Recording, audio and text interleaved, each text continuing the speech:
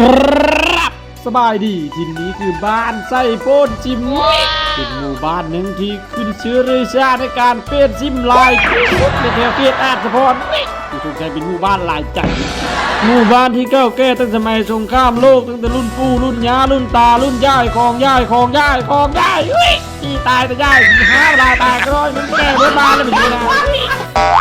ยายที่เคยว่ากับว่าแม่นยายยังเจ้ายายมักเว้าพื้นก้นเว้านอนกันรักเจ้าเอ้ยมันนี่เนาะบ้านใส่บนถิ่นเป็นหมู่บ้านทั้งทีผู้สาวสูงเงาขาวโร่คือสิ่งอยู่เรื่องในตาแก้ข้างซื้อรู้ก็ได้อยู่แม่นี่มันไม่ทำไฟฟ้าบ้านนะเว้าเยอะชื่อชูจะไปยืนมาลิ้มมาล่อยได้ปั๊บเจอดูเมฆกระโปงกับปั้นไส้กุมตาแล้วเงามาสมีมีเพชรด่างบ้านเต็มถิ่นเป็นหมู่บ้านที่ต้นไม้เขียวงามดังกระจีชุบเจ้าเองงามคือเด็กกำลังฆ่าเฮือนคนอยู่เบื้องในหลังคาเขียวจะล้านอยู่พอปิดลงไปตรงหน้าตอนนั้นแหละเฮ็ดข่าวกับเราไปเลยกันมีแม่นายก็จะเดินจี้เดินท่าหน้าเล็กอีกมาทำอะไรที่นี่ฉันว้าวเวลาจะต้องตั้งกันมาใส่กลุ่มตามันก็นี่กับพักพากนี่ก็ได้